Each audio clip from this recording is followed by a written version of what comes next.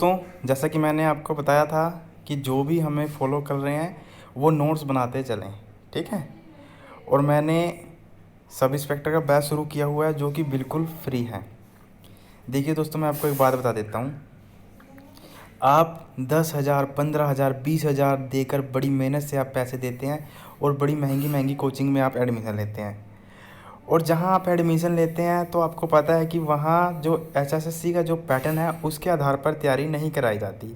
वहाँ पर simple fact बताए जाते हैं और मैथ में आपको पता है क्वांट वगैरह पढ़ाया जाता है जो कि एचएसएससी के एग्ज़ाम से रेलेवेंट नहीं है। जैसा कि आपको पता है एचएसएससी ने अपना पूरा पैटर्न चेंज कर रखा है और जिस तरीके से वो पूछ रहा है हमें उसी तरीके से उससे एडवांस तैयारी करनी पड़ेगी। और वो जो पूछ रहा है वो एनसीईआरटी पूछ रहा है और कुछ नहीं। बस आपको आपके अपने माइंड में एक बात को बिठा लीजिए, आपको सिर्फ एनसीईआरटी पढ़नी है, उसके अलावा कुछ नहीं पढ़ना, ठीक है। एनसीईआरटी पढ़ोगे तभी क्लियर कर पाओगे, अदरवाइज़ नहीं कर पाओगे। और जो हमने बैच शुरू किया हुआ था उसमें हमने पॉलिटी भी शुरू किया हुआ है, साइंस भी शुरू कर रखी है और मैथ भी और हरियाणा जीके भी है। और अब 1-2 दिन में कंप्यूटर भी शुरू हो जाएगा और अगले 1-2-4 दिन में ही करंट अफेयर भी हो जाएंगे।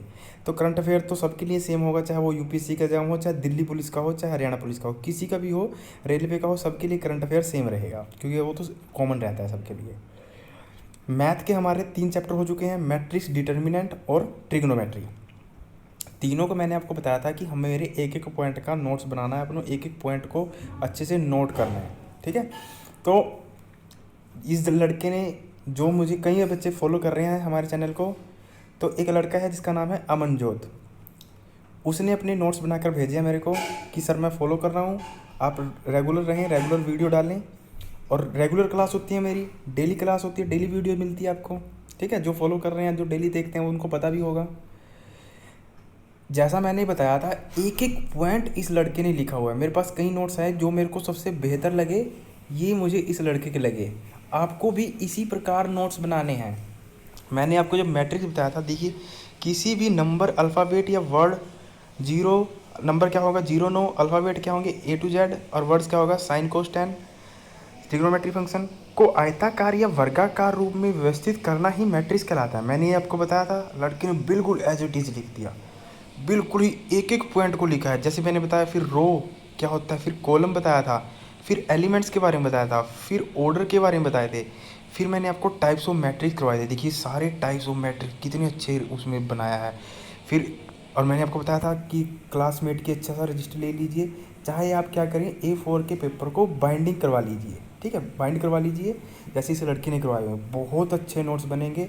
और दोस्त याद रखना कि जो बच्चा अभी नोट्स बनाएगा एग्ज़ाम के टाइम आपको बहुत हेल्प मिलेगी, फिर आपको कहीं घूमने की ज़रूरत नहीं पड़ेगी कि मुझे नोट्स दे दीजिए, इसकी नोट्स मिल जाएँ, ठीक है। ये रो मैट्रिक्स, कॉलम मैट्रिक्स, ये सारी सारी थ्योरी, सारा टाइप्स बिल्कुल ही अच्छा, एक एक पॉइंट को लिखा हुआ है, बहुत अच्छा।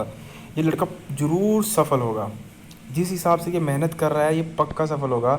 इसके नोट्स से ही इसकी मेहनत का आप आइडिया लगा सकते हैं। तो दोस्तों इस जेलस ना करें, आपको भी इससे अच्छे नोट्स बनाने हैं और आप में से कई तो बना भी रहे होंगे। तो रेगुलर रहें, क्योंकि कई बच्चों के माइंड में ये है कि एग्ज़ाम पता नहीं कब होगा, एग्ज़ाम को लेकर वो बोर हो चुके हैं, ठीक है, कि एग्ज़ाम की डेट तो आई नहीं, अभी पढ़कर क्या करेंगे। मैं आपको बताऊं, ऐसा बच्चा कभी भी एग्ज़ाम क्वालिफाई नहीं कर पाएगा, ठीक है। क्योंकि आपको एक एक मिनट आपका बहुत इंपॉर्टेंट है, एक एक सेकंड आपको इंपॉर्टेंट है। किसी भी टाइम को ख़राब मत जाने दीजिए, पढ़ें, हर चीज़ आपको अवेलेबल कराई जा रही है और बिल्कुल एनसीईआरटी और जीरो से एडवांस तक, ठीक है। तो अपने मन में ये बिल्कुल ना रखें कि अभी एग्ज़ाम होगा या नहीं होगा। इस मीट्रिक मैट्रिक्स के बारे में ये मैंने आपको बताया था कि ये पूरे थ्योरीज, ये रूल्स याद करने, ये सब लिखा हुआ है। ट्रेस ऑफ मैट्रिक्स के बारे में बताया, स्क्यूज मैट्रिक मैट्रिक्स, ये बहुत बढ़िया भाई, बहुत बढ़िया। स्क्यूज मैट्रिक जिसका ट्रांसपोज करने के बाद माइनस में आ जाए, ठीक है। अब मैंने बताया था उसके बाद कि स्क्यूज मैट्रिक और सिमेट्रिक मैट्रिक्स को जोड़ दिया जाए तो ए मैट्रिक्स ही आ जाती है, ठीक है। इस रूल्स ऑफ मैट्रिक्स जमा या घटाना, ये पूरा एक एक पॉइंट को लिखा हुआ है लड़के ने, वही सफल होगा, पक्का सक्सेस होगा ये लड़का, इसका एग्ज़ाम पक्का क्वालिफाई होगा। ये देखिए क्वेश्चन, उसके बाद मैंने बताया था ना, क्वेश्चन की नंबरिंग डालकर एक एक क्वेश्चन का नोट्स बनाना है। बहुत बढ़िया भाई, बहुत अच्छे, दिल खुश कर दिया लड़के ने। ये देखिए इस टाइप के क्वेश्चन, बहुत बढ़िया, एक एक क्वेश्चन को नोट्स बनाया यार, बहुत अच्छा लग रहा है, बहुत दिल से अच्छा लग रहा है, दिल से बड़ी खुशी हो रही है कि कोई मेहनत कर रहा है। 25 क्वेश्चन करवाए थे, 25 के नोट्स बनकर तैयार हो चुके हैं। ठीक, भेजा है, वो भेजा है डिटर्मिनेंट का।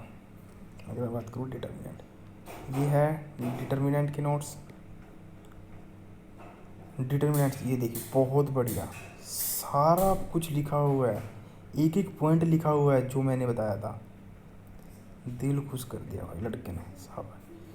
ये देखिए ये सब लिखा हुआ है, सब एक एक नंबर को डालकर। ये सारी प्रॉपर्टीज़ मैंने बताया था कि अगर किसी रो या कॉलम को आपस में चेंज किया जाता है तो डिटर्मिनेंट सेम होगा, ये प्रॉपर्टी याद रखना। ठीक है, और मैंने इसका एग्जांपल भी लेके दिखाया था आपको कि आप क्या करिए, रो और कॉलम को चेंज करिए, किसी भी दो रो या कॉलम को, तो आप क्या करेंगे, डिटर्मिनेंट क्या होगा, सेम रहेगा। ठीक है, उसके बाद जो मैंने दूसरी प्रॉपर्टी लिखाई थी कि अगर हम किसी मैट्रिक्स के दो रो या दो कॉलम को आपस में चेंज करते हैं तब डिटर्मिनेंट तो सेम रहेगा, बस साइन चेंज हो जाएगा, नेगेटिव हो जाएगा। ठीक है, यदि किसी मैट्रिक्स के दो रो या दो कॉलम इक्वल होते हैं तो उसको आइडेंटिकल बोलते हैं, यानी डिटर्मिनेंट क्या होगा, जीरो होगा। ये भी आपको बताया था मैंने। ठीक है, उसके बाद हमने ये क्वेश्चन वगैरह किए थे, ये मैंने आपको शॉर्टकट में बताया था कि आप एक को जीरो कर लीजिए और फिर ऐसे करके डिटर्मिनेंट निकाल दीजिए, के की वैल्यू आ जाएगी। ठीक है, तो उसके बाद ये प्रॉपर्टीज़ बताई थी। सिंगुलर मैट्रिक्स क्या होती है, जिसका डिटर्मिनेंट शून्य हो, यानी ए इज इक्वल टू जीरो। और नॉन सिंगुलर क्या होती है, जिसका डिटर्मिनेंट जीरो के इक्वल ना हो। ठीक है, एडजॉइंट का बताया था मैंने, एडजॉइंट कैसे निकालना है, डायगोनल एलिमेंट को इंटरचेंज करने और बचे हुए एलिमेंट को की साइन चेंज कर देते हैं। बिल्कुल भाई, दो जब टू ऑर्डर टू की होगी मैट्रिक्स, ठीक है, और जब थ्री ऑर्डर थ्री की होगी, जो मैट्रिक्स दी हो सेम लिख दीजिए, पहले दो कॉलम को रिपीट कर दीजिए, उसके बाद पहले दो रो को रिपीट कर दीजिए और पहला और ऊपर वाला काट दीजिए ऐसे। उसके बाद हम करेंगे कैसे, लिखेंगे, करेंगे वर्टिकली और लिखेंगे हॉरिजॉन्टली। ठीक है, या फिर हॉरिजॉन्टली कर दीजिए गुना, डिटर्मिनेंट हॉरिजॉन्टली निकाल दीजिए दो ऑर्डर दो मैट्रिक्स का और लिख दीजिए वर्टिकली। ये सारा एक एक पॉइंट को लिखा हुआ है, बहुत बढ़िया भाई, दिल खुश कर दिया। दोस्तों आपको भी ऐसे ही नोट्स बनाने हैं। ठीक है, एक एक पॉइंट को लिखना है, तभी आप एग्ज़ाम को क्वालिफाई कर पाओगे। आपको फिर कहीं पे भी महंगी कोचिंग में किसी की फ्रॉड के चक्कर में फंसने की ज़रूरत नहीं है। हम सिर्फ एनसीईआरटी को कवर कर रहे हैं। दोस्तों अगर आपने अभी तक हमारे चैनल को सब्सक्राइब नहीं किया तो चैनल को सब्सक्राइब कर लें और ज़्यादा से ज़्यादा शेयर करें अपने दोस्तों में। ठीक है, जितने लोग हमारे साथ जुड़ेंगे आपको एक से एक बढ़िया से बढ़िया लेवल का कंटेंट दिया जाएगा। ठीक है, तो thank you, all the best.